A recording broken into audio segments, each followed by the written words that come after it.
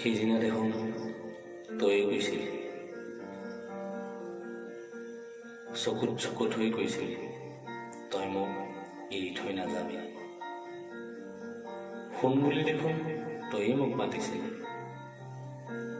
আজি দেখোন তই মোক এৰি থৈ গলি। মোৰ বাৰু কি ভুল আছে? তোক মই সঁচা অন্তৰ ভাল পোৱাটোৱেই বাৰু মোৰ ভুল আছিল নেকি? তোৰ মনত আছেনে নদীৰ পাৰত দুয়োটাই বহি একেলগে দেখা সপোনবোৰ? কল্পনা কৰিছিলোঁ আমি দুয়োটাই সংসাৰ কৰি, কিন্তু আজি তই মোক মাজবাটতে এৰি গলি। মই তোক ভাল পোৱা হয়তো 10 বছৰমানেই হ'ল। 10 বছৰত মই তোক কি দিয়া নাছিল আৰু কি কৰা নাছিল, কিন্তু শেষ মুহূৰ্তত তই মোক জীৱনটোৱেই ধ্বংস কৰিলি।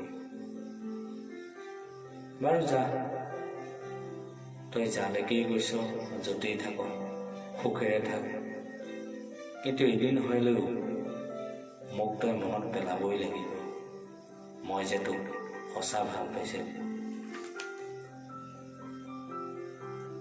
প্ৰেম কৰিবলৈ যদি ভয় নকৰা, তেন্তে প্ৰেমৰ বাবে পৃথিৱীখনৰ সৈতে যুঁজিবলৈকো সাহস থাকিব লাগিব। এজন প্ৰকৃত প্ৰেমিকাই প্ৰেমিকাৰ উপাধিটোৰ বাহিৰে তাইৰ মাজত একো সলনি হোৱাটো নিবিচাৰে। সঁচা ভাল পোৱা সেয়াই যেতিয়া দুয়োজনৰ মাজত ইজনে সিজনক হেৰুৱাৰ ভয় থাকে। সদায় সম্পৰ্কবোৰ হৃদয়ৰ পৰা গঢ়িব লাগে, শব্দৰে নহয়। অভিমানবোৰ শব্দৰে লাঘৱ হ'ব লাগে, হৃদয়ৰ পৰা নহয়। এটা কথাই জানো, যদি তুমি মোক আপোন বুলি ভাবা, তেন্তে তোমাৰ হাজাৰ ব্যস্ততাৰ মাজতো মোৰ বাবে অকণমান হ'লেও সময় উলিয়াবা। তোমাক বিশ্বাস কৰাটো জানো মোৰ কৰ্তব্য নহয়? সেই বিশ্বাস ধৰি ৰখাটো তোমাৰো দায়িত্ব। বহুতো ক'ব নোৱাৰা কথা প্ৰকাশ কৰা যায়, কিন্তু ক'ত জানানে? আজিকালি ওলোৱা মোবাইলৰ ইমজিৰ পৰাই। ভাল পোৱা মানেতো বিবাহ নহয়। বহু লোকেই কয় যে ভাল পোৱা হৈছে এজনৰ আনজনৰ প্ৰতি থকা মৰম আৰু বিশ্বাস। সেয়া যেন সত্য। শাসন তেওঁকেই কৰা হয় যাক বহু বেছি অন্তৰৰ পৰা ভাল পোৱা যায়।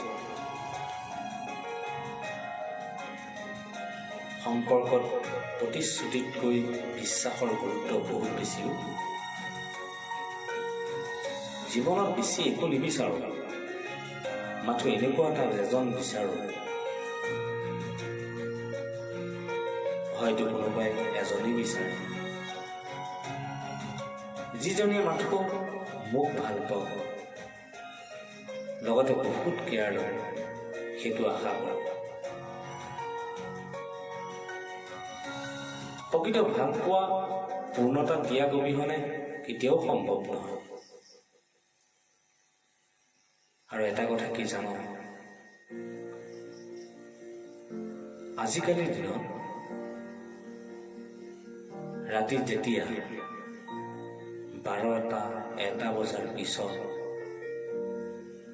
মোবাইলটোৰ পৰাই বুজিব পাৰি কিমান ভদ্ৰ, কিমান বিশ্বাসী তুমি আছিলা। মানুহক দেখুৱাই ভাল হোৱাটো তুমি দেখুৱাব পাৰা,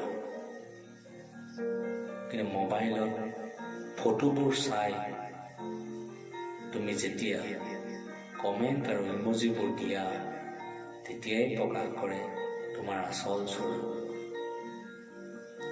স্বাৰ্থত ভাল পোৱাৰ অভিনয় কৰি এজনৰ জীৱনটো খন্তেক সময়ৰ বাবে হহুৱাব পাৰিবি, কিন্তু কেতিয়াও তই সুখী হ'ব নোৱাৰ। স্বাৰ্থ শেষ হোৱাৰ পিছত প্লাষ্টিক গিলাচৰ দৰে পেলাই থৈ আন এজন পুৰুষৰ সান্নিধ্যত বিচৰাটো কেতিয়াও সতী বা লক্ষী হ'ব নোৱাৰে। মনত ৰাখিবি। এবছৰত এটা প্ৰেমে পূৰ্ণতা জানো হয়? মাহে মাহে দেখোন কাজিয়াই সৃষ্টি হয়। তাৰ পাছত মোবাইলৰ মেছেজবোৰে আকৌ দুয়োজনকে লগ কৰাই দিয়ে দুয়োজনৰ জীৱন সংগী হ'বলৈ। আৰু তেনেকেই জীৱনটো আমাৰ সংলগ্ন হয়, সংযুক্ত হৈ থাকে। 10জনী ছোৱালীৰ মাজত এজনীক গুৰুত্ব দিলে বাকীবোৰ মনত বহুত খং উঠে, কিন্তু ইটো বুজিয়েই নাপায় তাইক গুৰুত্ব দিয়াৰ কাৰণ কি। তাইৰ ভিতৰত থকা জ্ঞানসমূহ তেতিয়াহে সেয়া উজাৰি দিয়ে যেতিয়া তাইক গুৰুত্ব দিয়া যায়। এটা কথাটো সকলোৱে জানে, কৃষ্ণৰ বাঁহীৰ সুৰত গোপীৰ মন বলিয়া হৈছে, আৰু তাৰ বাবেই প্ৰেমবোৰ সঁচা অনুভূতি আছে। আজিকালি মোবাইলৰ ফটো আৰু ভিডিঅ' চাই প্ৰেম হোৱাৰ বাবেইতো বৰ্তমান সময়ত প্ৰেমৰ নামত অনৈতিক কাৰ্যবোৰ ঘটি আছে। সেইকাৰণেতো এজনীৰ লগতে 10টাৰ লগত বলিয়া হৈ থাকে। এয়া জানো প্ৰেম? যদি চাব খুজিছ এটাকেই চা, আৰু যদি সঁচাকেই তই জীৱন সংগী হিচাপে বিচাৰিছ, তেতিয়াহ'লে 10জন নালাগে, ভাল এজনেই যথেষ্ট। সিংহৰ এটাই ভাল শিয়ালৰ জাক জাক, কথাষাৰ মনত আছে নহয়? বাৰু তই কচোন, কলেজীয়া জীৱনত তই কি হোৱাৰ লক্ষ্য কৰিছিলি? কিন্তু বৰ্তমান মোবাইলৰ যুগত তই কোনফালে গতি কৰিছ এবাৰ ভাবি চাইছনে? যদি সাহস আছে তোৰ, যদি কাৰোবাক ভাল পাওঁ, তেতিয়াহ'লে সৎ আৰু সাহসেৰে কৰি দে। আৰু যদি নেপাওঁ, তেনেহ'লে কাৰো জীৱন ধ্বংস কৰা অধিকাৰ তোৰ নাই। মনত ৰাখিবি, সেই সৰ্পাটো কিন্তু কেতিয়াবা তোৰলৈকেই পোনাব, আৰু তেতিয়া তই কান্দি ফুৰিব লাগিব তোৰ নিজৰ জীৱনটোৰ প্ৰতি, আৰু তেতিয়া হয়তো তই কাষত কাকোৱেই নেপাবি। এটা কথা মনত সদায় ৰাখিবি, মৃত্যুৰ সময়ত কিন্তু চিতালৈ নিওঁতে 4জন মানুহৰে প্ৰয়োজন হয়। তেতিয়া তোৰ বন্ধু বৰ্গ, হয়তো তোৰ ঘৰৰ মানুহো নাথাকিব, কিন্তু বন্ধু বৰ্গই হয়তো তোৰ শেষ কৃত্য সম্পন্ন কৰিব। গতিকে কথাবোৰ এবাৰ ভাবি চাবি। আৰু বৰ্তমান সময়ত অতীতক কেতিয়াও নাপাহৰিব, আৰু যোনে অতীত পাহৰি যায় তাৰ স্মৃতি কেতিয়াও জীৱিত হৈ নাথাকে। ভাল পাইছ পাই থাক, সঁচা ভাল পা আগুৱাই থাকিবি। যিদিনাই তই মিছাৰ ঔষধ কৰিবি, সেইদিনাখনেই তোৰ চৰিত্ৰৰ ওপৰত ৰাইজে আঙুলি উঠাব। মানুহে তোৰ কথা ক'ব, আৰু তেতিয়াই তই নিজেই নিজেক পৰিচয় দিব লাগিব তই কেনেকুৱাৰ চৰিত্ৰৰ ছোৱালী।